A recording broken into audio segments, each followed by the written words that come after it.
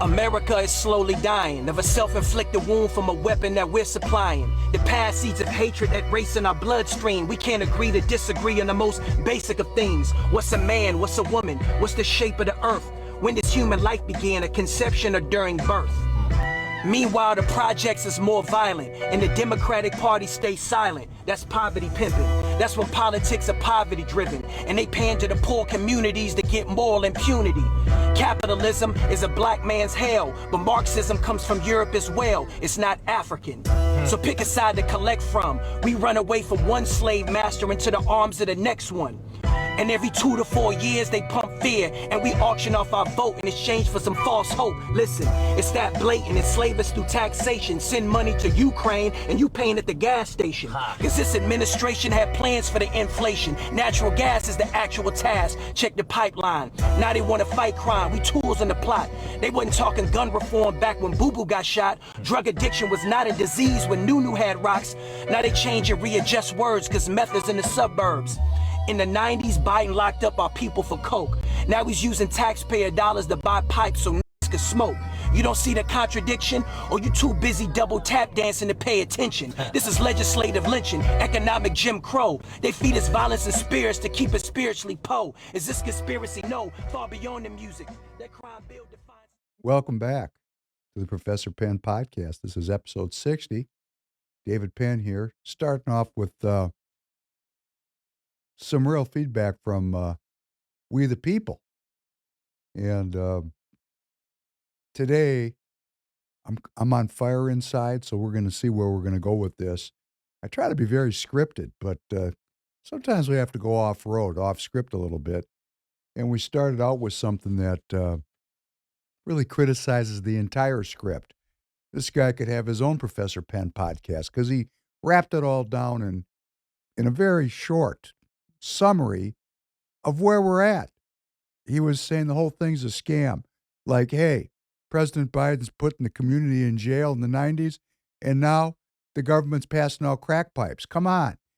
What is going on here? What is going on? Well, we know what's going on. You know. I know. It's just hard to say it. Hard to say it out loud for a couple of reasons. Number one, we don't want to become unmoored. We don't want to deal with the reality that comes into focus when honesty replaces fantasy. What we're taught to do is have fantasy replace reality. Hey, watch football this weekend? How many people in the audience? Did you watch any football this weekend? I did not. I did not either. But we have people in our audience that watch football, right? Fantasy. That's a fantasy. Go to the movies this weekend? You did not. I did not know. Neither did I. Fantasy. Pure fantasy. Watching the news? Who's a Fox News viewer? Pure fantasy. MSNBC. Fantasy. We're living in a fantasy dream world that's meant to blind us to the truth. Hey, Tanner, you got to watch The Matrix. Start with The Godfather. You know, if you watch the live chat when I bring this up. Why do you keep putting me on spot? Because I'm putting you on the spot, brother. Okay? Okay, so we're going to get down today, and we're going to start out with, just talking about the anger of the people is building. It's very interesting how this works. The least among us have the most modest investment in the system continuing because the system never worked for them in the first place. So they're the first people to jump up and say, hey, this is a scam. Now, where I live out in the western suburbs of Minneapolis, which is, we have a mixed population. We have some very affluent people and we have some modest people. When people have food in their belly and they live in their own home and they've got a car, they're saying, hey, it's working pretty good for me. It's working pretty good for me. We have quite a large political organization working here. And I noticed that many people that, that I have personally brought into the movement, people my own age, let's just put it that way. When push comes to shove, when the bright light shines on them, They really don't want change. They want a little incremental tinkering, but they don't really want the kind of broad-based change that I seek, that I know is necessary. Because the whole system, as we saw in that opening, that cold open, I'm with the guys in that car. I see the entire system as being bankrupt. I mean, ideologically and philosophically bankrupt at its very base. And this calls for great change. You use the word revolutionary change. Well, what's a revolution? You know, a revolution can be guns, pitchforks, clubs. You know, that's a revolution. We're going to have a revolution. Hey, a revolution is a rabbi showing up and say, treat your neighbor as you want your neighbor to treat you. That's kind of a different idea when we're living in a Darwinist nightmare, right? Darwinist nightmare, survival of the fittest. And here comes a rabbi and he says, well, you know, Darwinism. Of course, they didn't call it back at that time of Christ. They didn't call it Darwinism. It was what they observed in the natural way. And he said, wait a second, wait. Stop. Why don't you treat other people as you'd like them to treat you? And we'll put a little soft edge on this Darwinism. We'll balance it out with some spiritual insight. That's revolutionary. And we're really living in a counter-revolutionary moment. This is counter-revolution we're living in. The revolution was how we treat our neighbors. Isn't that interesting? So I should do a little bit of business here. I should say thanks to Free People Radio. We're truth-seeking media. Truth-seeking. We're going to talk a little bit about seeking the truth today. Talk about critical thinking. The whole process is about critical thinking, seeking the truth, not taking it on a platter served to us essentially by the mainstream media, which is an organ of the state. When will we understand that we have the illusion of choice, not real choice? When will we understand as the American people? When will the people that I love that are around me recognize that talking about Democrats and Republicans is a fantasy? A fantasy. It's irrelevant. There's one party in this country, one uni-party, one party. It's working together. They're a pack of wolves, and we, the American people, are the prey. There are a handful of people that are actually concerned about the American people, and the votes call them out. We can call them out. We can talk about them. A handful. We're going to talk about that today. We're going to check out the real situation. Where really are we? Which is another thing about the fantasy. You know, when you get to reality and you recognize where we're really at, hey, it's hard to get up in the morning. I know I'm struggling with it. It's like, wow, this isn't so fun. I'm on a prison planet. Whoa, ha ha.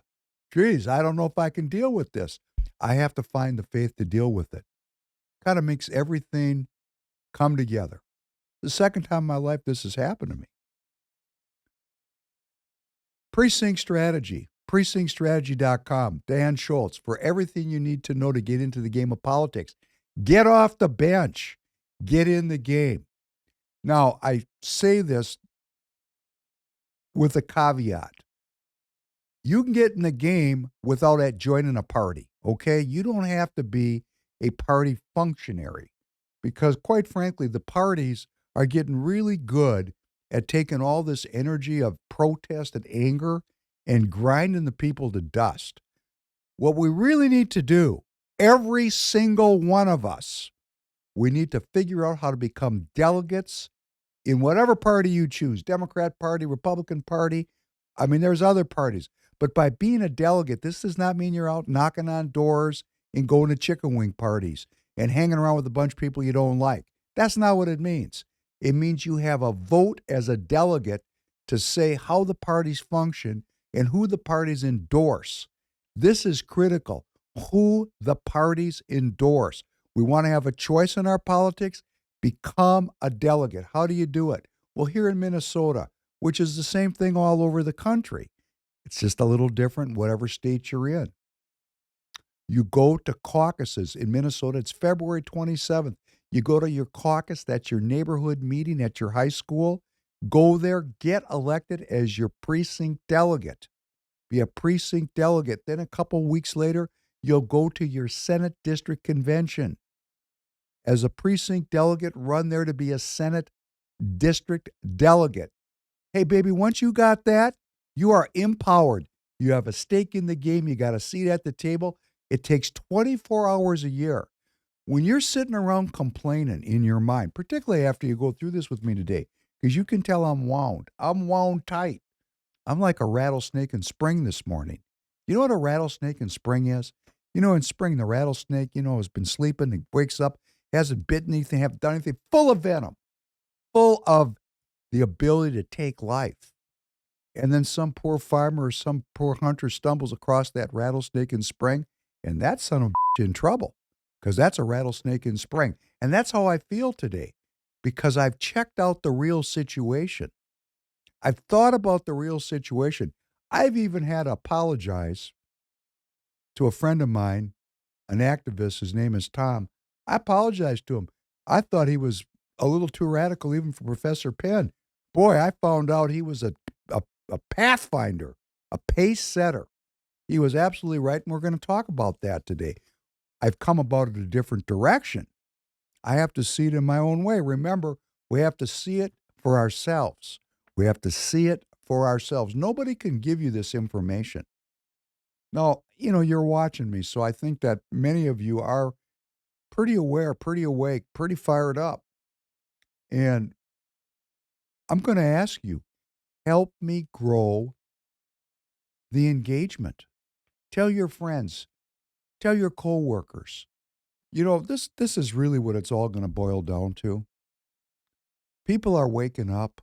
We know there's a higher level of awareness than there's been maybe since World War II. I mean, hey, when you go to the death camps and you see people starve to death and millions of bodies, hey, people wake up. Human beings can be completely evil. Completely. I mean, they just give over to it and go all the way. Darwinists. Well, we haven't had that level of honesty for a long time, and it's coming. People are seeing it. If we, the people in this audience, the people like us, do not continue to spread the word, get past the judgment that we don't talk about religion and politics with our friends and family. That's all there is to talk about if we want to live. You were telling me that's a problem in your generation talking about politics, right? Yeah, for the most part. I've kind of accepted as a challenge is finding more creative ways of kind of leading a discussion so then I can let their brains put it together. I don't know if that makes sense, but I got a blast for you. what's up? I'm done with old people.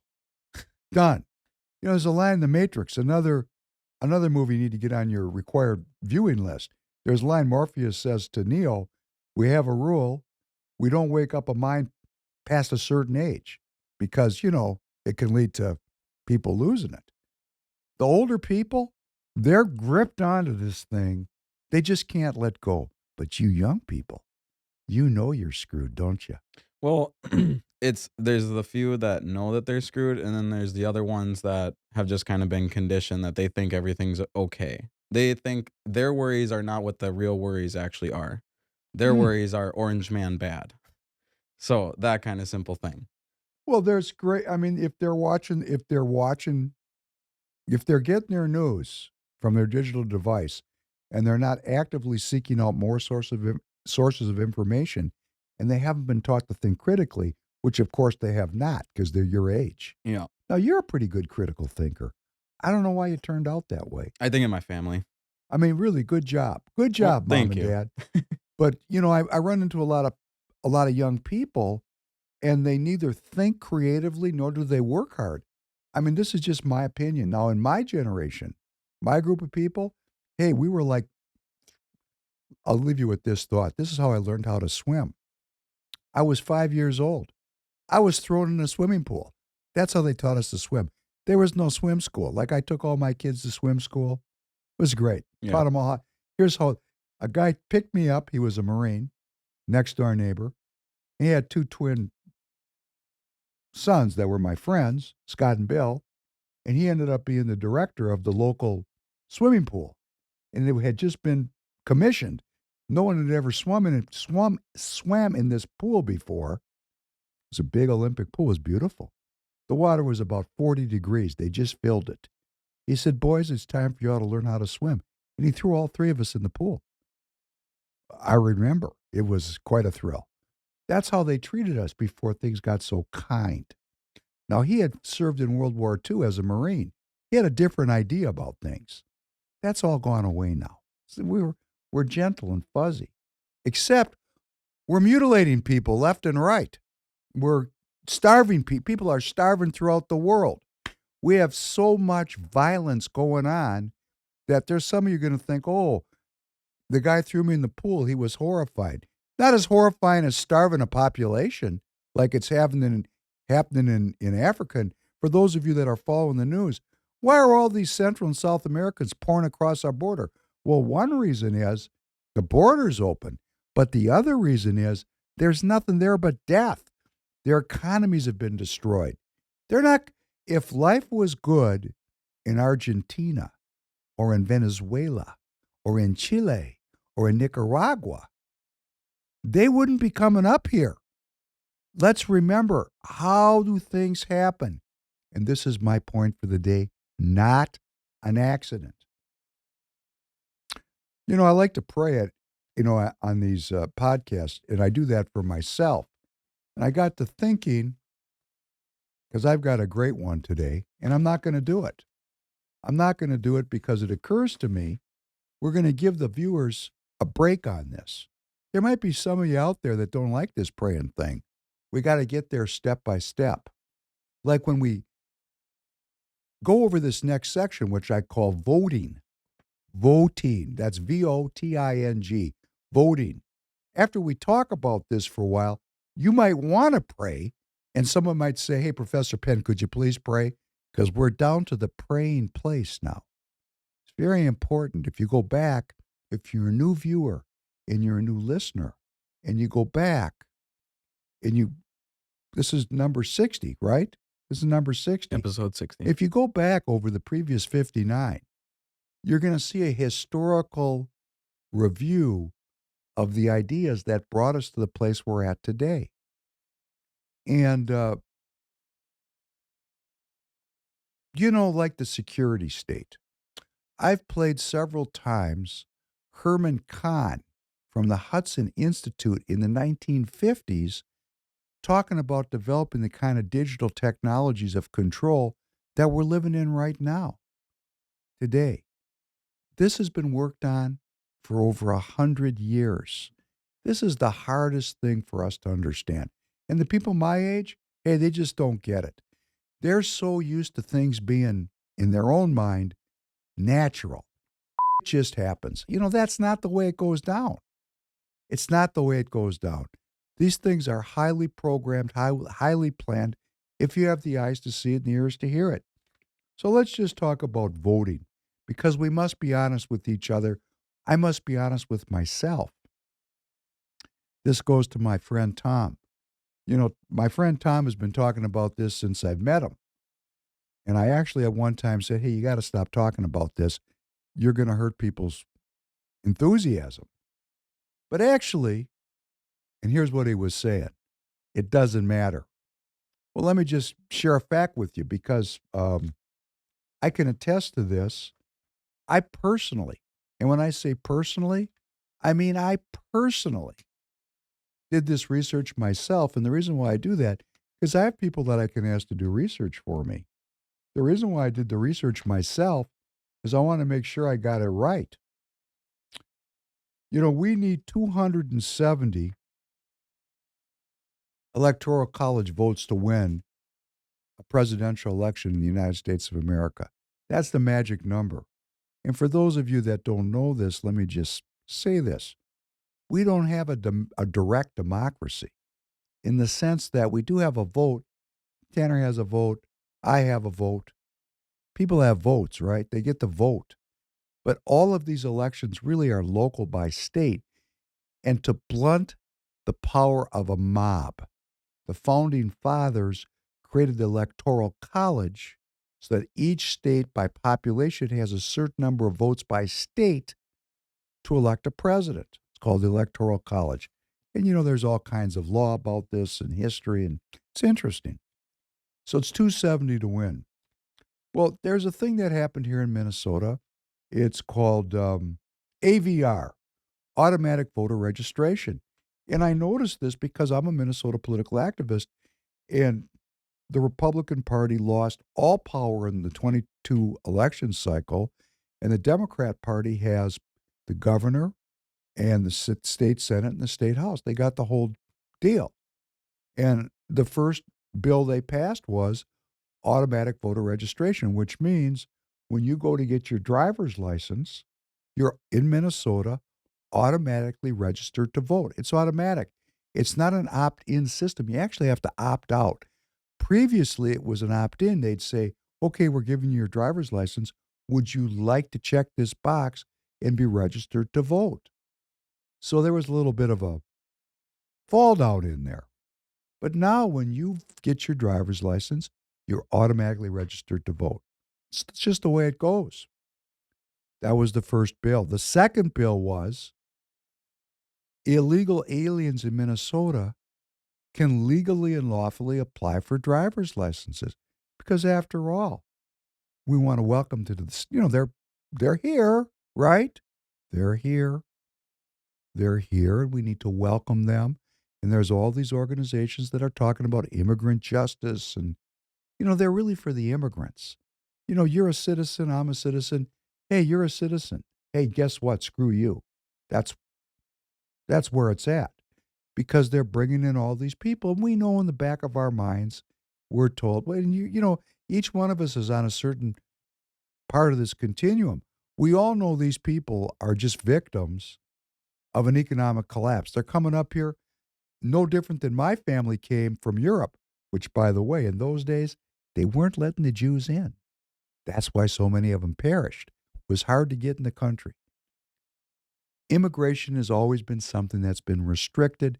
When you go look at the history of the immigration legislation, it fills a 500-page book. I mean, there is so much immigration legislation.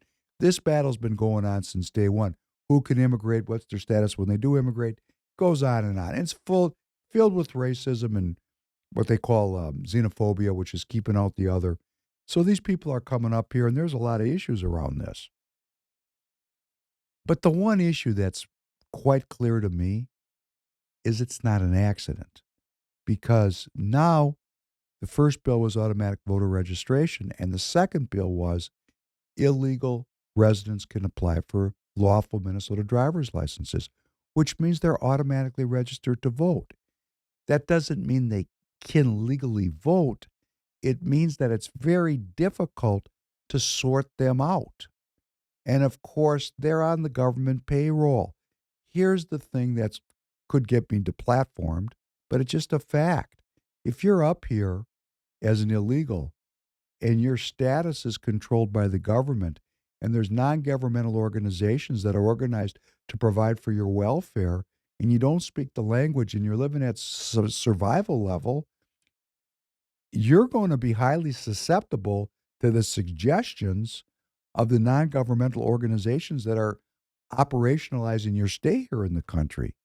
And would it be impossible to think that there's non-governmental organizational actors who are communists, who are telling illegal immigrants to vote, that they have a right to vote because they're here?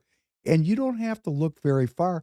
I can find these people on YouTube telling illegal immigrants to vote, no different than I went to my daughter's college graduation, and a professor stood up and said, if you have college loans, don't pay them. You took the loans, you got the PhD, you got the degree, you've got your degree. Now just stiff the government. Don't pay. So people who are communists, avowed communists, they are not invested in the perpetuation of a system that they view as fundamentally corrupt and needing of being overthrown. So why would it be so far-fetched to think that there are organizations and people that are urging illegal immigrants who now have driver's licenses to go try to vote? So I did a little research. And I said, boy, let me look up for myself how many states have this automatic voter registration. And you know what I found out? It's Alaska, California, Colorado, Connecticut, Delaware, Georgia, Hawaii, Illinois, Maine, Maryland, Massachusetts, Michigan, Minnesota, Nevada, New Jersey, New Mexico, New York, Oregon, Pennsylvania, Rhode Island, Vermont, Virginia, Washington, West Virginia, and D.C. 285 electoral votes are represented by the states that have already passed automatic voter registration laws. Only 252 electoral votes of states do not have this law.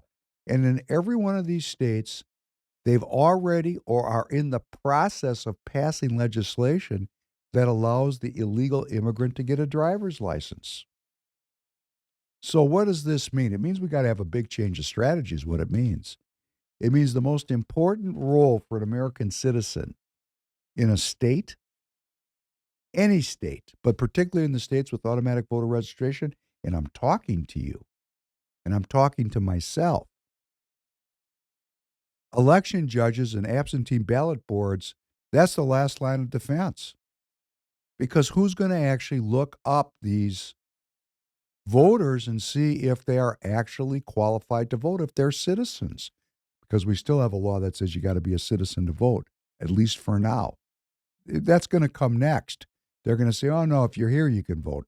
And they've already done that in certain municipalities where they've removed the citizenship requirement for voting. So, when you think about this, and it's not put into a comprehensive net of critical thinking, it's just a bunch of facts. Facts. That has to be organized into information and then become wisdom. And the wisdom is there is a concerted, organized effort by a very group of sophisticated people who are in secret societies to overturn the Constitution of the United States through law and immigration. That's what's going on. You all know it. We know this is going on. It's politics. It's bare knuckle. There is no rules except who wins. We've reached that point. I had a friend of mine who used to say, war does not record who was right or who was wrong, just who's left. And politics is war by other means. So politics is not going to record who's right or wrong, just who wins. These people are not the antagonists that are not for the American citizen, not for human well-being, not for freedom. They're for totalitarianism. They're for communism. They're for globalism. They're for worldwide top-down control. Because, of course, we have to save the planet, right? Do you believe that? You got to give up all your freedom to save the planet? I said, it's a great T-shirt from my friend Scott. I'd rather die from a tornado than a tyrant. There's a great T-shirt, right? I'm sure some of you'd like to buy that T-shirt. Guess what? We're going to get one for you. So what we have is a horrible situation where, if we're going to be honest with ourselves, there's already 285 electoral college votes that come from states that have automatic voter registration. And most of them, and soon all of them, are going to have a law that says illegal aliens can have driver's licenses. And then take it a step farther. Well, how many illegal aliens are here? Well, the New York Post, which is alleged to be a conservative newspaper or semi-conservative, they estimate that since Biden took office, 3.8 million new illegal immigrants have come into the country. 4 million. So in those 23 states in the District of Columbia, it's 150, 160, 170,000 votes per state. And for those of you that are involved in politics, that's all you need. That's all you need in any one of these states to perpetually enshrine a Democrat administration, which then spreads out in the state. Okay, great. That's the hand we're dealt. So I'm continuously looking at strategy, and I've realized in politics, strategy lasts but a second. So, for example, here in Minnesota, the Republican Party of Minnesota, which this is coming down from the Republican National Committee, they're really into going out and ballot harvesting now, going out and getting ballots. They're into the ballot thing, which the Democrat Party's been into since 2006. So now here we are. It's 14, 17 years later, and the Republicans, oh, here they come. And they're coming with a strategy that doesn't mean anything because if they don't have their people on the absentee ballot boards, all they're doing is collecting votes for the Democrat. This is how dumb these people are. Yes, you're dumb. Sorry. It's just a fact. Well, let me give you another possibility. You're in on it. I don't know which. I don't care. We're so far behind on strategy. It's maddening. It's frustrating. It makes a person want to give up. Maybe that's why I'm like a rattlesnake in spring today.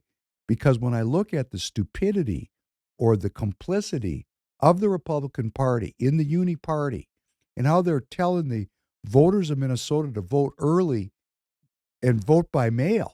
Vote by mail. They're saying vote by mail.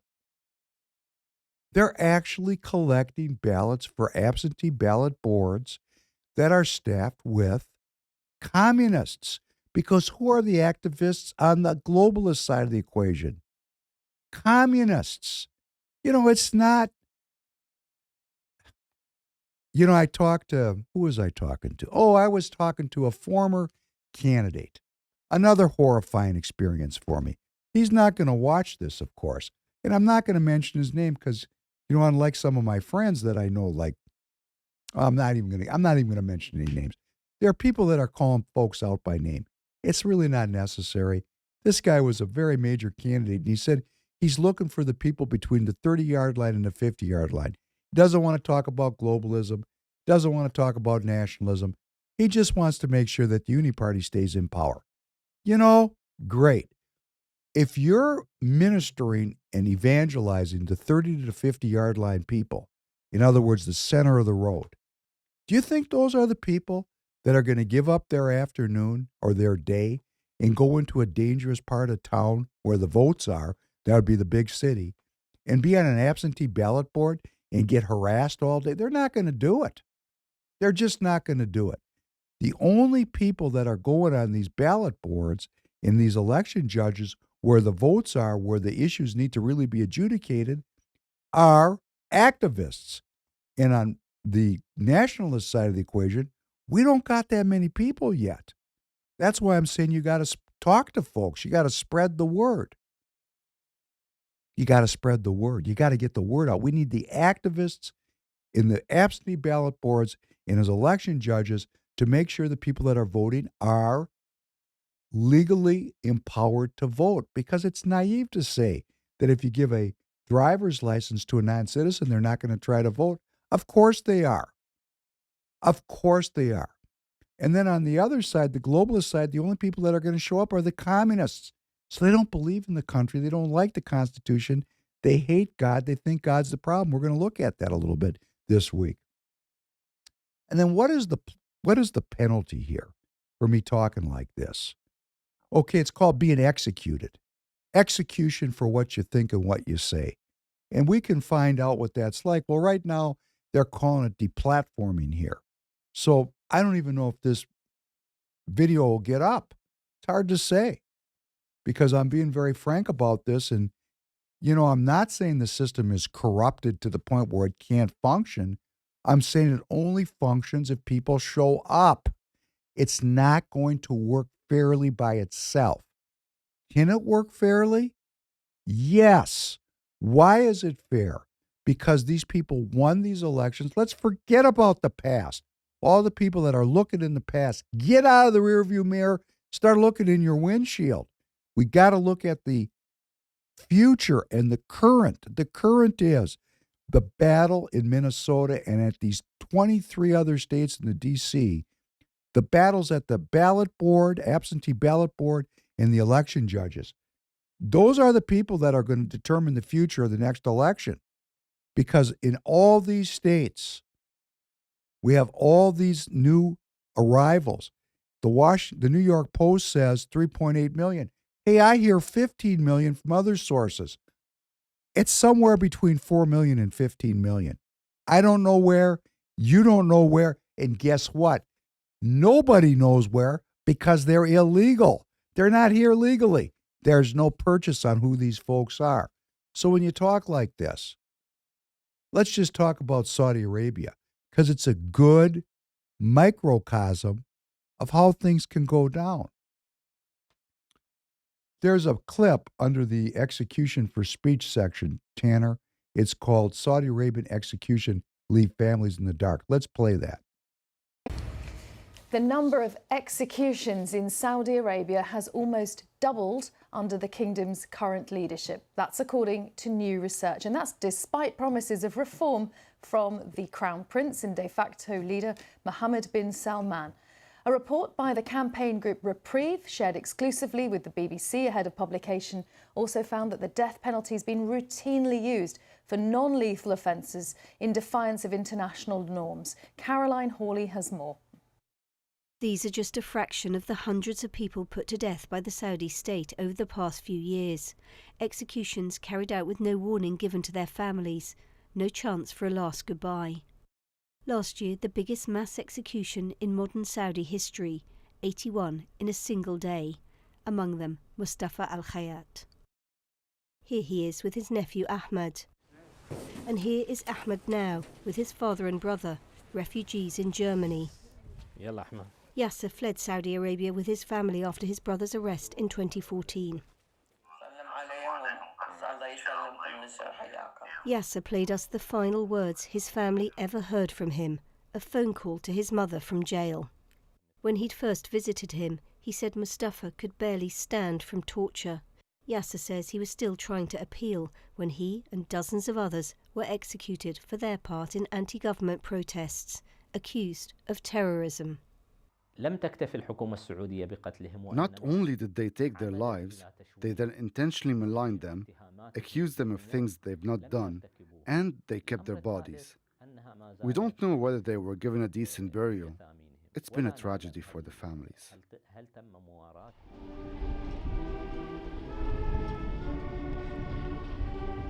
Four days after Mustafa was executed, Boris Johnson arrived in Saudi Arabia and met the Crown Prince, hoping to persuade him to pump more oil to replace Russian imports.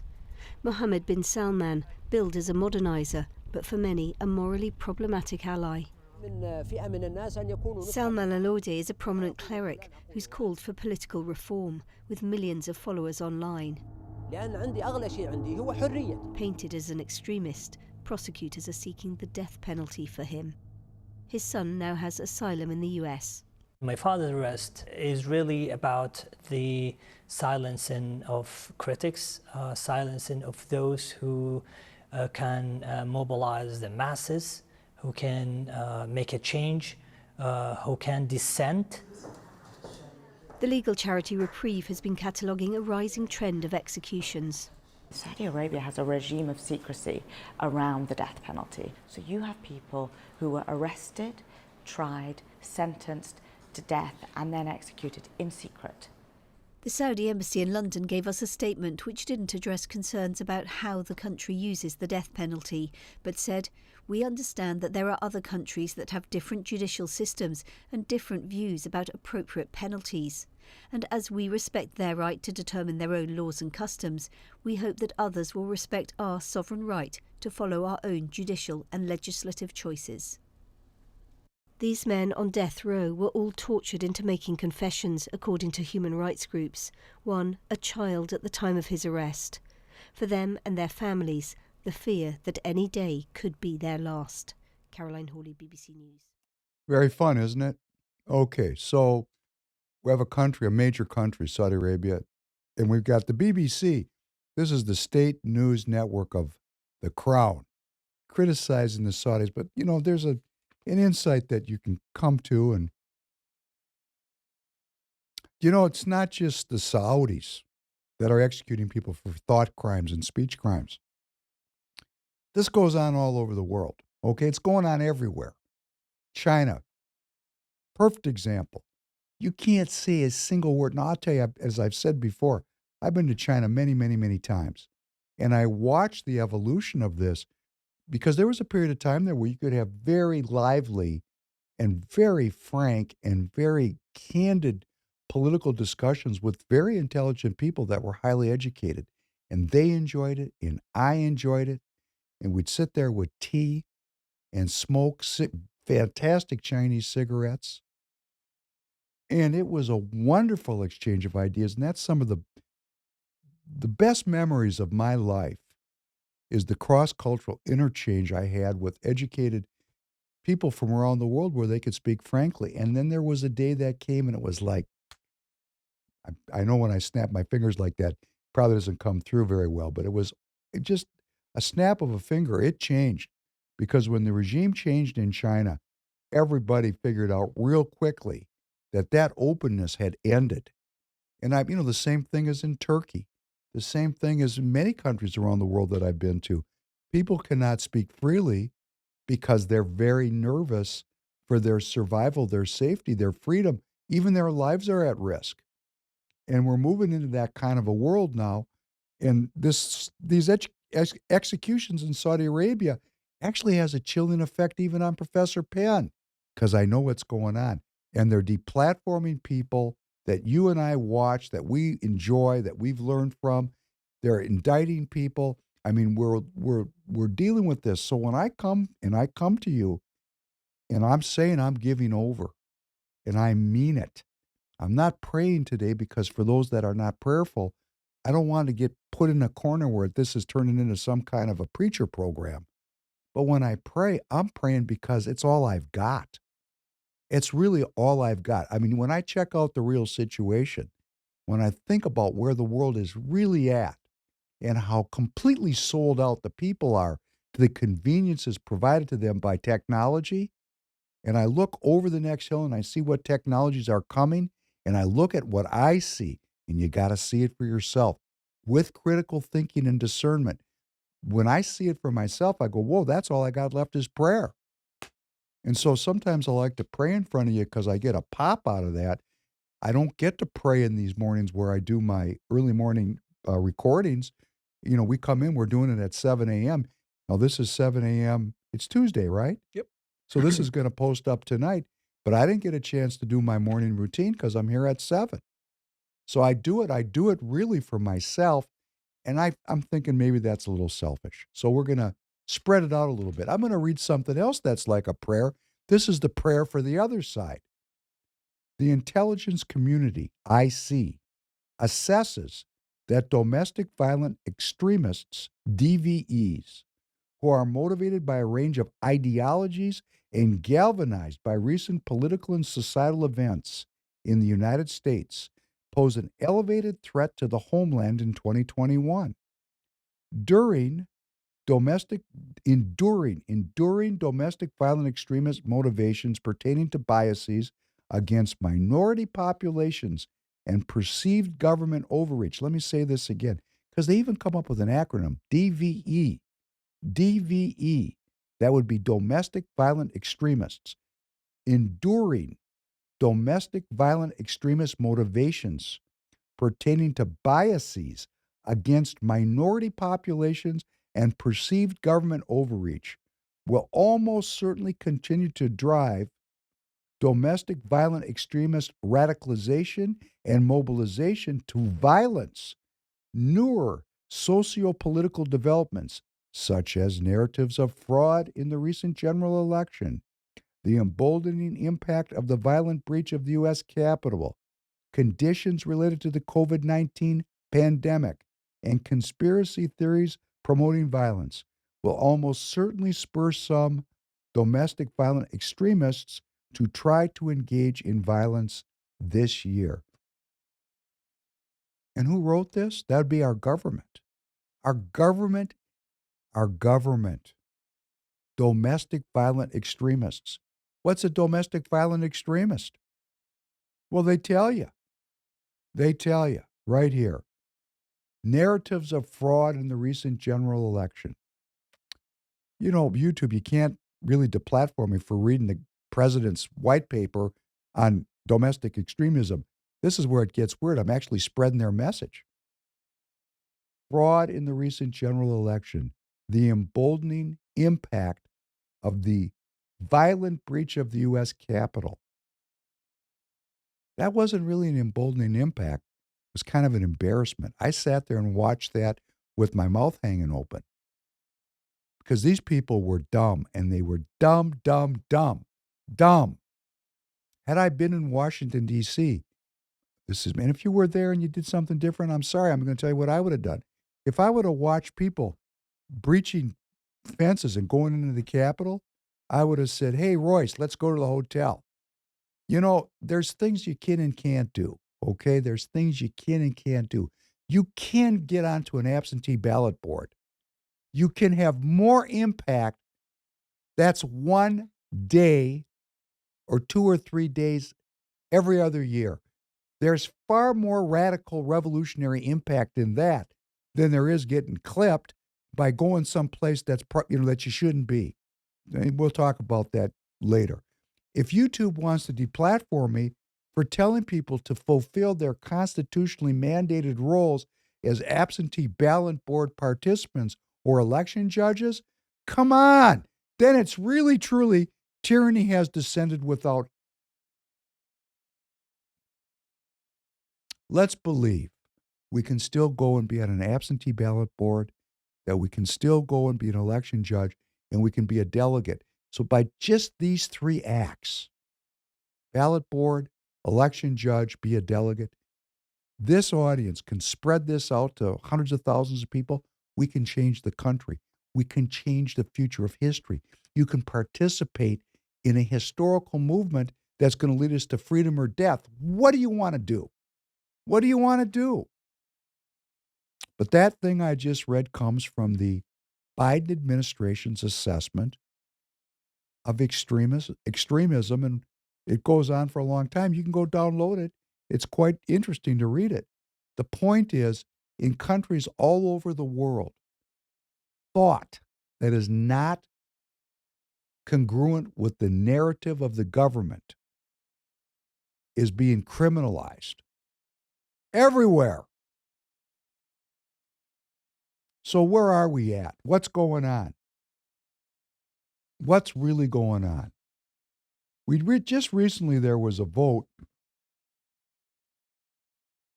This is just a litmus test of where we are in the Senate. There's something called the Joint Chiefs of Staff. Are you familiar? If you're familiar with the Joint Chiefs of Staff, you're welcome to raise your hand in a live chat. Who are the Joint Chiefs of Staff? The Joint Chiefs are the leaders of the various branches of the military that function to run the military and to advise the civilian authority on military matters. And the Joint Chiefs has a chief, a head chief. It was General Milley. He's retiring. We're now going to have a new general, an Air Force General, Charles C.Q. Brown Jr. He's moving into the nation's top military position. He was affirmed in the Senate by a vote of 83-11, despite critics who cited Brown's past statements about the military's need for more diversity, equity, and inclusion, known as DEI. Quote, with the U.S. military experiencing crisis levels of low recruitment, a number of General Brown's past statements and actions raise concerns that, as the nation's highest-ranking military officer, he would prioritize the woke DEI priorities of the Biden administration over merit-based criteria, close quote, said Senator Ron Johnson, Republican of Wisconsin. Senator Ron Johnson is completely woke. And I don't mean woke like DEI. I mean, this guy is awake. Ron Johnson, I'm in Minnesota. Wisconsin has a border. It's close by. I have followed him for years. The guy is a hitter. He is, in my opinion, the one out of 100. That's 1%. The 1 out of 100, completely 100% reliable nationalist vote in the Senate. He is consistent. He is ideologically consistent, because he's coming out of an ideological center, which is about the well-being of the American citizen, about the nation of the United States, and the value of every citizenship here in the country, the value of every citizen. The citizenship of every citizen has a value, and he wants to build that value.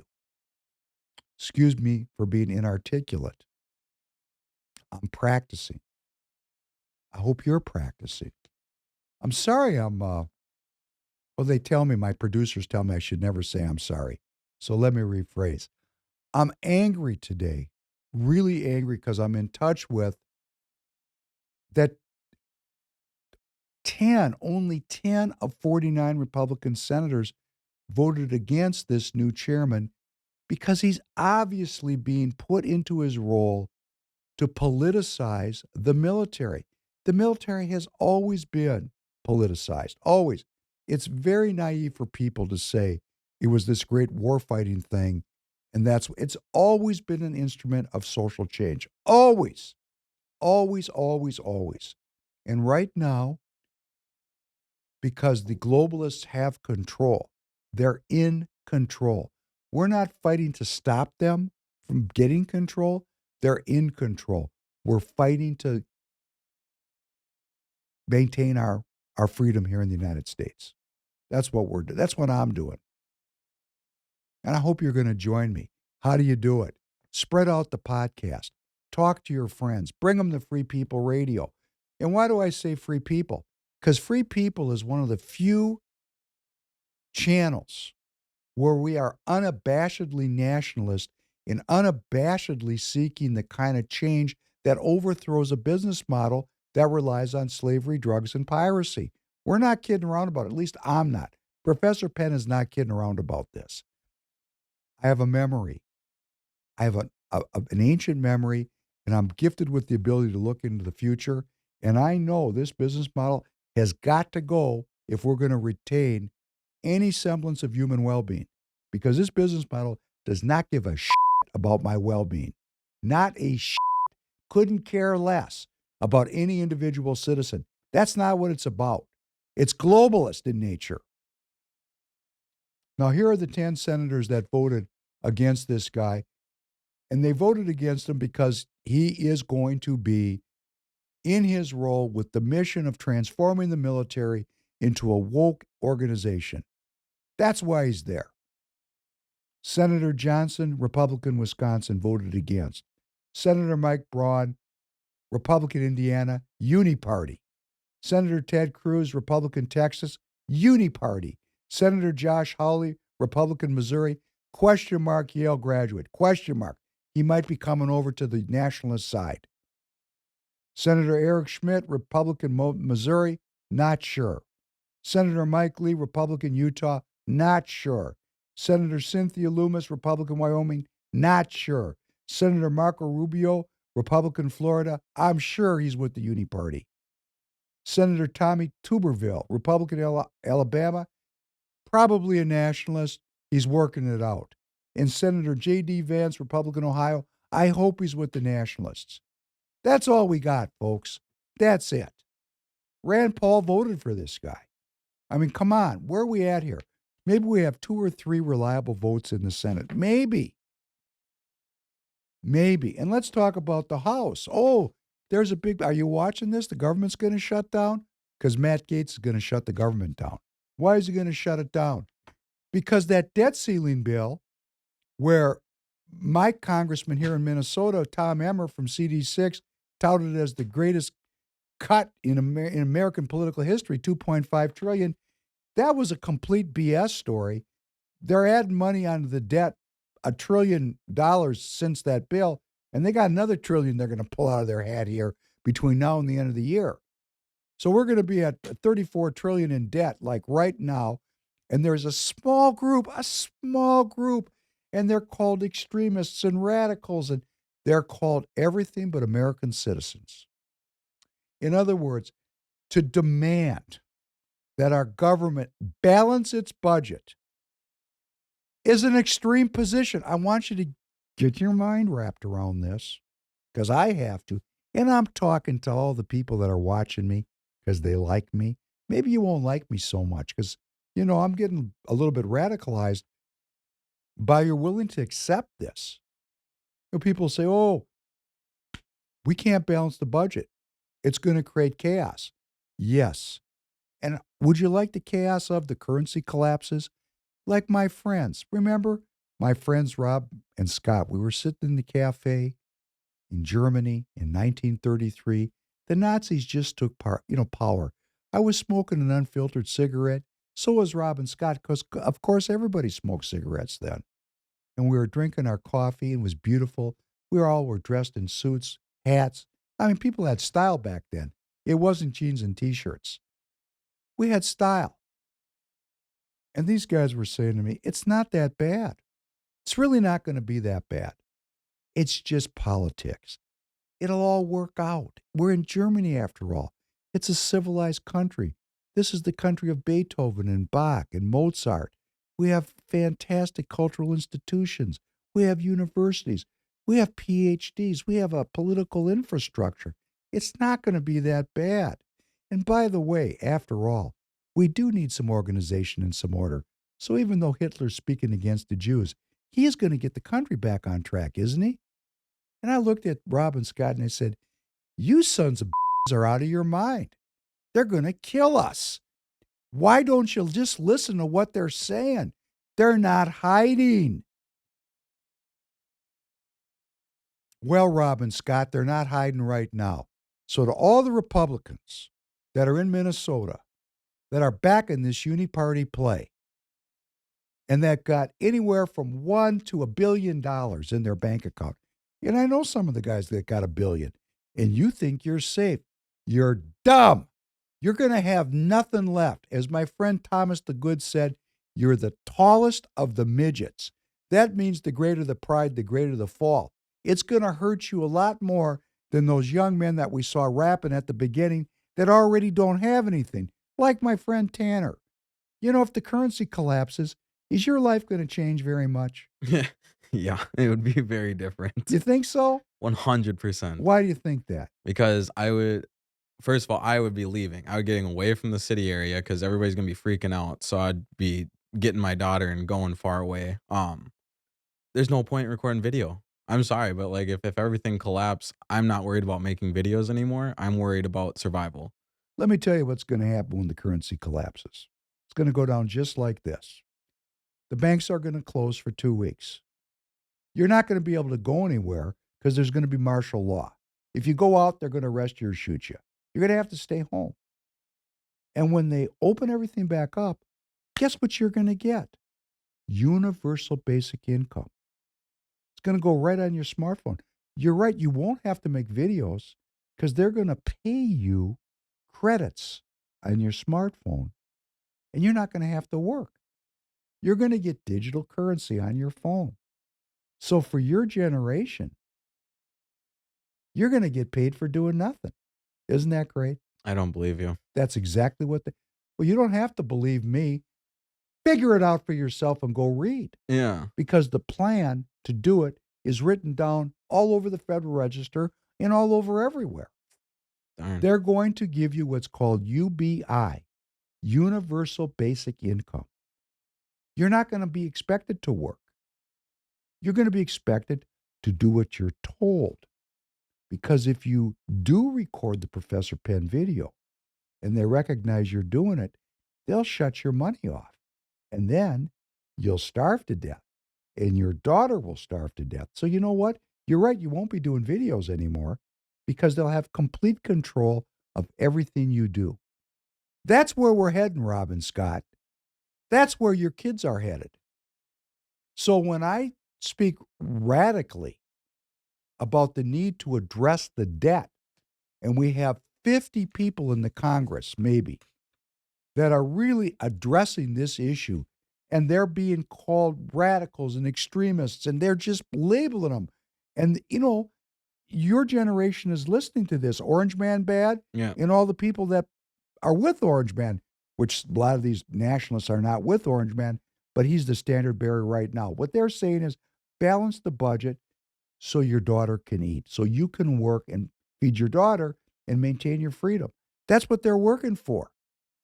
And they can't even say it, because if they said what they were really doing, which is maintaining the currency so that we don't have total economic tyranny, they'd even be further sanctioned and pressed upon. This is where we're at. A handful. So let's just get our minds right. This is why I'm not praying today, but prayer is really an important thing. 285 electoral votes are tied up in states that have automatic voter registration and driver's licenses for illegal immigrants. 285. Takes 272 to win. And let's say we get 286 or 207. Let's say by some great movement of the people, we actually get the 272 electoral votes needed to win. And if we elect uniparty people, nothing changes. That's how screwed we are. That's how screwed I am. And people accept this like it's working great. Remember, the people elected the Nazis in 1933. They quickly Nazified the country through a program called Globalism. Globalism. Like diversity, equity, and inclusion. Globalism. Diversity, equity, and inclusion. Globalism. I hope I get this. You think we're going to get this up on YouTube today, or am I getting out there too far? I think that we'll be fine. I'm going to be honest. I think you're doing a really good job you're just laying out the facts. I don't think there's anything wrong with this. Thank you. Yeah. We'll see. Yeah, I we'll hope see. you're right. Because they can always come get me later, right? Remember what they did to those people in Saudi Arabia? And you want to know something? I'm at a point in my life that I pray for the strength. You know, people tell me, I just was out with someone, she was telling me she's ready to be a martyr. Great. And I said to her, have you ever experienced really intense pain? No. Great. Martyrdom is not fun. For those of you out there that have had really intense pain for a long period of time, which I have had, you know, it's no fun. So I'm praying for the strength, because I don't want my crocodile mouth to overwhelm my Tweety bird ass, okay? We have to develop the faith to live this out. That's where we're heading. But wouldn't it be great if the people that are listening, man, I want to be likable. I really do. I do. I'm just not in that mood today. If you actually spread this out and we could get hundreds of thousands and millions of people involved in the Free People of America movement, and they all went on their absentee ballot boards, and they all went and were election judges, and they all became delegates, and in one election cycle we could fix this without martyrs, that's all it takes. That's all it takes. We still have that chance. Well, let's look at what's happening when people sit on their arses. Crime explodes in the Minneapolis suburbs. Hey, guess what? My suburb, where I live. Let's play this piece from Fox News. It's 5 minutes and 20 seconds long, under number 5, please. All right, now to America's crime crisis. Our next guest and her son were violently carjacked right in front of their own home as the suspects stole her SUV.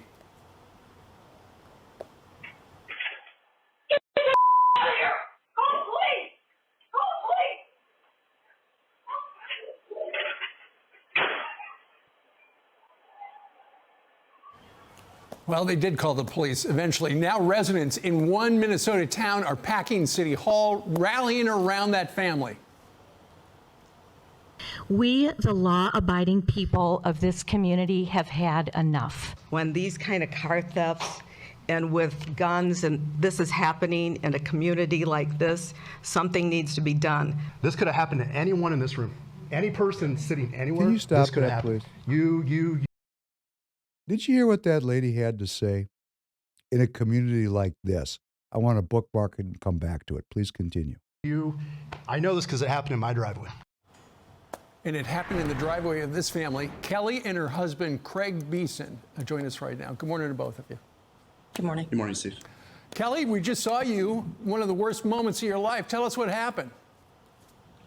I saw a couple of guys run up our driveway, and I ran out to the garage to see what was going on. And one was in my husband's car, one was in my car, and the one took off running when he saw me, and I chased him. Then we were out in the street. I managed to get their cell phones out of their car. That's me getting the cell phones out of their car. And then they came and attacked me. By this time, my son was there. He was calling 911, and one of them went over and also attacked him. Then when they were leaving, they drove at us with both stolen cars. Both cars that they had were stolen. Man, you know, this wasn't like it happened at midnight or 3 a.m. in some part of town you've never been to. This is your driveway at 10:45 in the morning. That's correct. Yep. They followed us home, I think, from the grocery store, me and my 9-year-old daughter. And your town, Minnetonka, that is a very nice town. You know, when I think about it, I don't think about a carjacking problem, Kelly. No, I wouldn't either. But then after this happened, we did hear a lot from other people that this had happened to them. Things have been broken into. It seems like it was becoming more common. And Kelly, when you look at that video where the guys come and, you know, accost you outside the car, I'm sure in your head you can think, this could have gone so bad, could have gone so sideways, and by the grace of God, I am sitting here today. Yeah, I think once I saw my son out there, that kind of really brought things to light how serious it was, and especially when they went over and tried to take his phone and attacked him. That was when the severity of it really came true. Absolutely. And Craig, it's your family, it's your wife, it's your son, and that is why you called on your town to snap out of it. The only way things are going to get better if you all get together. How'd you make that plea to your town? Well, I think, you know, I've learned more about the criminal justice system the last month, more than I care to know, but I think all signs point back to Hennepin County DA, Mary Moriarty. She stood on this position that she was not going to prosecute for crimes like this, which I think is absolutely just irresponsible at best. And I think when I found that out and I started highlighting that, people started stepping up. They started saying, yeah, this happened to me or this happened to my neighbor. And I think people just, they're infuriated. And we just showed some video of people stepping up to microphones in your area, talking before the town council about how things have got to change. Do you feel like things are changing, or was this just a blip on the radar? No, I don't feel like things are changing. Every elected official that I've reached out to has sat down and talked to Kelly and myself about this, except the Hennepin County DA. And the only person that can do something about this right now is the Hennepin County DA. Well, I do want to say someone was arrested yesterday. One of these guys was arrested yesterday. Is the person in jail? Correct. He's in jail. All right. As of yesterday, he was arrested. And how many in all are they looking for? There were 4 guys total, so there's still 3 out there. Do you feel safe? I do. I'm a lot more cautious now. I mean, like, we make sure the doors are locked. You know, I don't leave my car outside of the garage anymore, which I really didn't do it that much anyway, but take a lot more precautions than we used to, that's for sure. Yesterday, we were showing some video. Somebody in Connecticut simply opened the garage door, drove in, and that's when the bad guys came in and carjacked him. You just don't know. Everybody's got to be so careful. Right. And it can happen. I mean, it can happen again, especially if they follow you and you don't know they've followed you. No kidding. Well, we're glad you're okay, Kelly. Kelly and Craig Beeson, thank you very much for joining us live. Good luck to you. Yeah, thank you. Thank you. Keep us posted on if they find the other 3 guys. Okay, a little bit of basic self-defense around this. I know when I'm being followed. Do you? That's number one. I mean, if you go to the store, pay attention. If you're being followed, you're in a car. You're in 6,000, 7,000 pounds of steel. Nothing's going to happen. You have power. You got a cell phone. You can call 911 and say, I'm being followed, and identify yourself. And hey, you know, if you drive around long enough, 10 or 15 minutes, the cops will finally show up. Number one. Number two, if you're lucky enough to have a car, and if you're lucky enough to have a garage, this is what we've done, right? We open the garage door, We get in the car and we drive out. Well, when the garage door opens and you're getting in your car, that's when the carjackers are going to show up. And they're going to jack your ass out of the car and steal your car. Very simple fix on this. Get in the car with the garage closed. Turn the car on. Then open the garage door from inside your car. Look in your rearview mirror. If you see people coming at you, back out.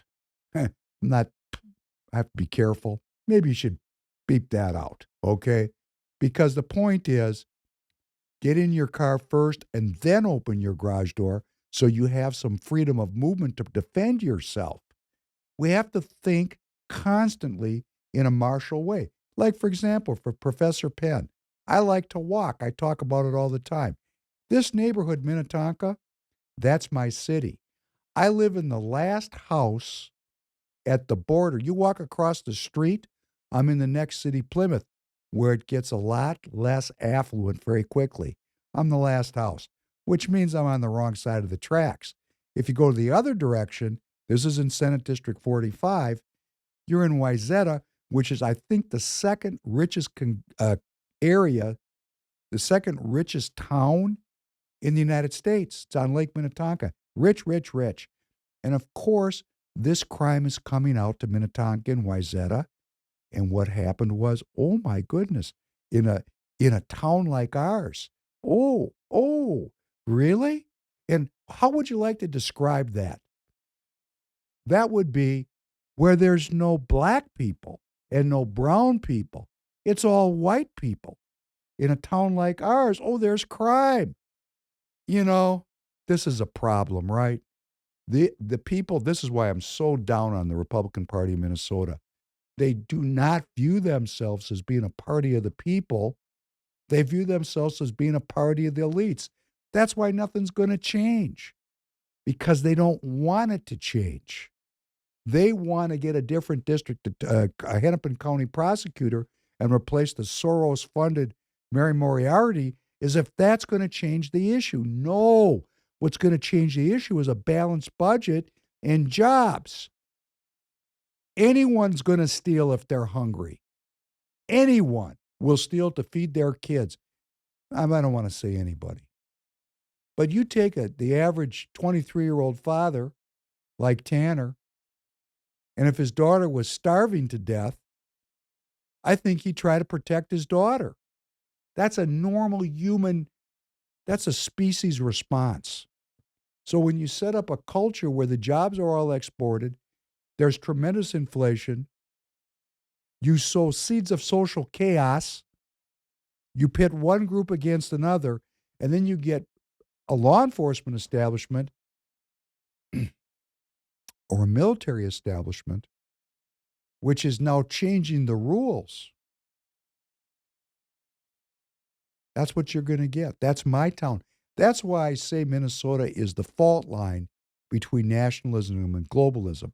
And let me tell you, and I'm not going to brag. This is not me bragging.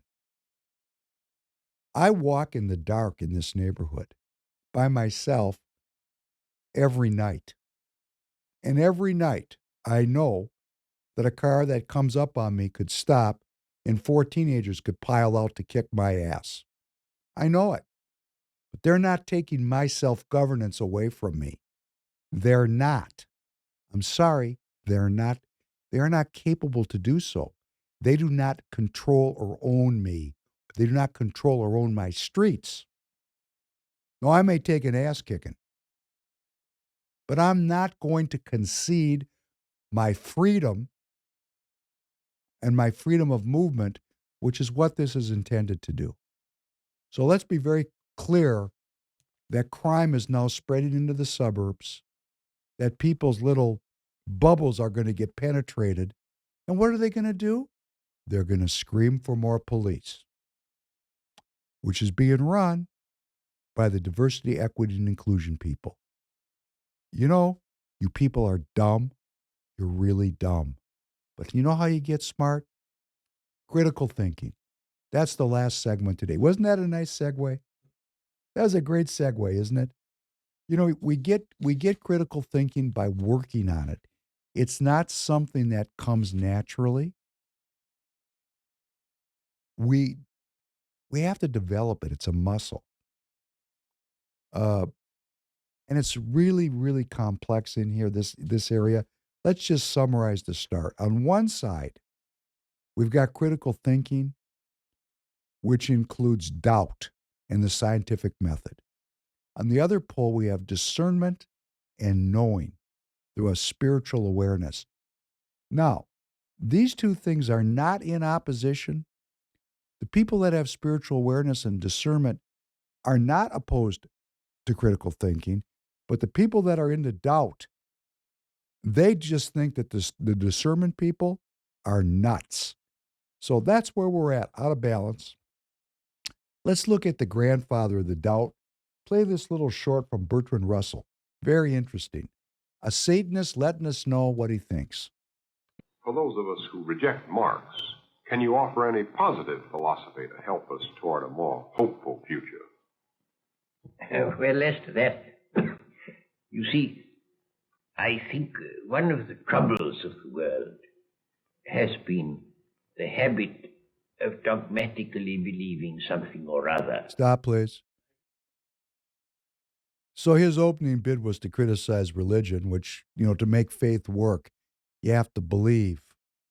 You have to believe in the unseen. And I can't help but to say his voice sounds remarkably like Emperor Palpatine in Star Wars. This guy is pure evil, and he's one of the greatest philosophers of the 20th century. Bertrand Russell, he was the first philosopher of the New World Order. Please continue. I think all these matters are full of doubt, and the rational man will not be too sure that he's right. I think that we ought always to entertain our opinions with some measure of doubt. I shouldn't wish people dogmatically to believe any philosophy, not even mine. Not even mine. No, I think we should accept our philosophies with a measure of doubt. What I do think is this, that if a philosophy is to bring happiness, it should be inspired by kindly feeling. What he's done in one deft move is invalidate all of religious thinking, because religion requires a giving up of critical thinking. This is a really interesting node. When you give up your critical thinking, how is it that you could have the faith of a mustard seed, and if you had it, you could cast a mountain into the ocean? That really goes against critical thinking, right? How am I going to lift up a mountain? How am I going to lift up a mountain? Or like the scene in Star Wars where Luke Skywalker's trying to lift up the spaceship, can't do it, it's shaking in the muck, and Yoda just lifts it up and moves it because he's given over. He's found a balance between critical thinking and faith. He's developed both attributes of mind, and he's balanced them in a way that he can think critically. This is Yoda, who is a mythical character, obviously. But that's part of our cultural heritage, the ability to think something through and understand it, but then be able to go to a level where we have the faith to affect change. It's this is pretty mucky. Because what I'd like to say to you is, you have to give up your critical thinking and your doubt to fully implement faith. That's why I didn't read the psalm today up front, because it's all about that issue. The psalm that I'd picked out to read today is all about this issue about faith. Now, critical thinking, if you go to the wrong place, you're going to find out that everything they teach you about critical thinking, and you can go and look this up. Critical thinking is a fundamental part of being able to understand what's happening to us. To deconstruct the narrative requires critical thinking. To solve the problem requires faith. Let me say this again. To deconstruct this narrative that we've been living in, to wake up from this fantasy that we're embedded in, requires critical thinking. But to solve the problem, the truth will set us free of the lies. But to create a new reality, that's going to be an act of faith if we're going to get out of this thing and really make change that matters and is enduring. If you go to the wrong place about critical thinking, and I urge you to go study critical thinking, because I don't think it's taught very well anymore. You know, you'll read things like, look at where the information has come from. Is the source trustworthy? What is their motivation for presenting this information? For example, are they trying to sell you something or get you to take a certain action? See, so right off the bat, Professor Penn, Free People Radio's advertising. We have advertisers. We're trying to sell you something. So, be careful because we might be trying to pull the wool over your eyes. This kind of thing is pure BS. You got to be careful where you go to even learn about critical thinking. Because what they're really trying to do is make you go to trusted sources, which just continues the narrative as it is. Here's the things that I think are important. Observation. You have to learn how to observe things. That's a skill. You have to analyze things. Once a problem has been identified, analytical skills become essential. The ability to analyze and effectively evaluate a situation involves knowing what the facts, data, or information are about that problem. This includes gathering unbiased research. Okay, this is a BS story. There is no such thing as unbiased research. What you have to do is collect a lot of research. I read 11 newspapers from all over the world. I read the Indonesian newspaper, Chinese newspaper, Mexican newspaper, European newspaper. I read all kinds of news sources here from the left and right in the United States. You have to, so to speak, triangulate on the facts, take the facts in from many different perspectives. If you're not going to take the time to do it, you're not going to get there. There's facts, there's knowledge, and then there's wisdom. Just acquiring the facts is a big job. And oh, how I wish I could watch the football game. Oh, how I wish I could go to a movie. Oh, how I wish I could just be relaxed. Hey, guess what? We're at war. Get it? I mean, really, if we're not going to respond to this as the American people, we're going to get what we deserve. If we take no action, if we don't get involved in the absentee ballot boards, and we don't go and become election referees and judges, and we don't become delegates, and we look up in a few years and it's universal basic income, which you'd never heard of before. Is that correct? Well, I had heard it. I was just more saying that I don't think that's how it's going to play out because I just don't. How is that feasible? That doesn't even make sense. It's digital money. Yeah. It's not real.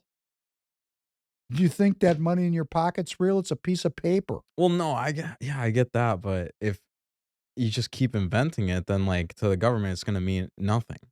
It means nothing right now. And when everybody figures out that the money in your pocket is worth nothing, that's when the universal basic income is going to start.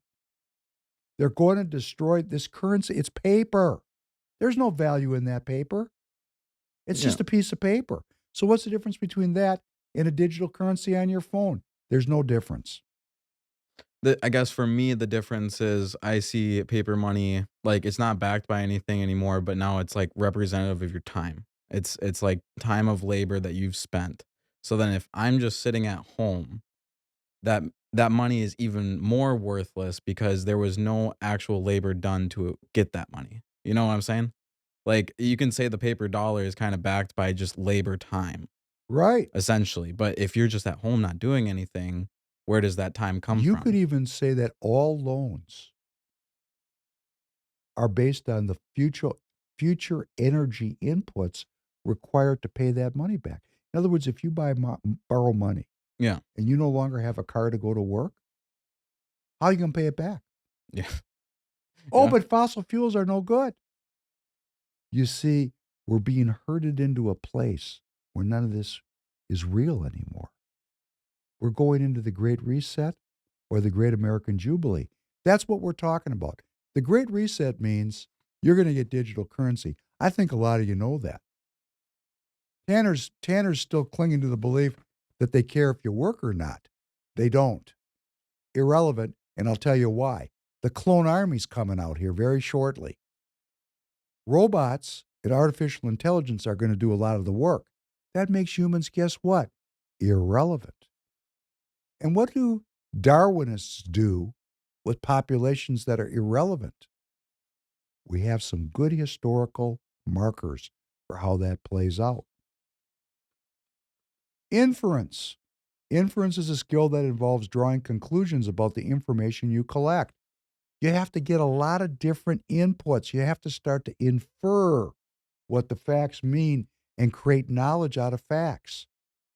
Like if you go to 50% of the news sources and they say the Ukrainians are kicking the Russians' ass, and you go to 50% of the news sources and they say the Russians are kicking the Ukrainians' asses, then you need to go to who are the news sources.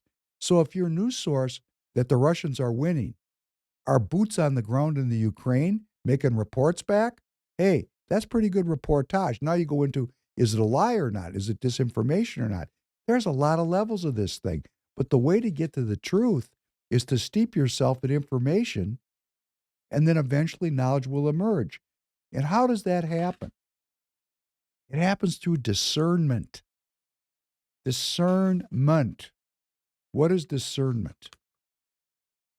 You know, after you've identified the problem, you've done your research, you've determined how relevant the data is you're looking at, you ask questions, you identify solutions, you present a solution to yourself. What am I going to do? Like go be on an absentee ballot board. And then you analyze your decision and you say, okay, is this right? And you're continuously going through this process.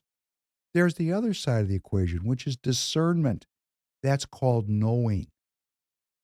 Knowing. And that's a big part of the podcast we're going to have to start talking about, because there is a spiritual dimension of this that is just not taught in our schools. It's just not taught. You know who learns it? Athletes, professional athletes. Do you ever notice how there's certain athletes that can slow the game down, speed the game up, and they can make plays and do things that are just miraculous? They see things other people don't see. They have discernment. They've practiced and they've practiced and they've practiced and they've practiced, and their timing is right.